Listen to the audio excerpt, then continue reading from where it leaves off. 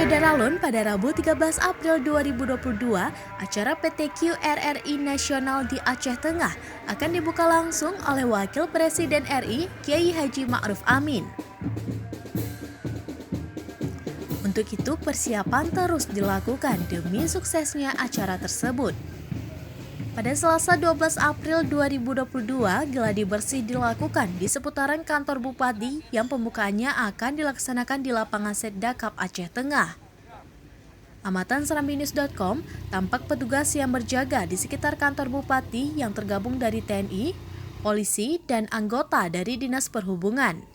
Di lapangan Seddakap Aceh Tengah dilakukan geladi pembukaan serta tarian yang akan ditampilkan esok hari. Sedangkan di Pendopo Bupati Aceh Tengah dilakukan gladi marching band yang bergerak dari Pendopo menuju kantor Bupati.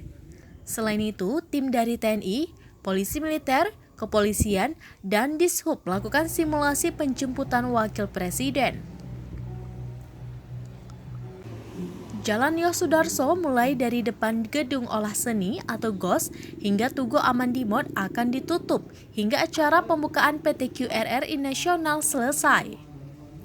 Hal tersebut disampaikan oleh Kepala Dinas Perhubungan Aceh Tengah Jauhari. Jadi bisa dikatakan untuk penutupan ini mungkin hari ini sama besok sampai jam 4 setelah selesai acara pembukaan pekan tilawatil Quran, maka blokir-blokir ini akan kita buka kembali. Hanya itu. Terima kasih.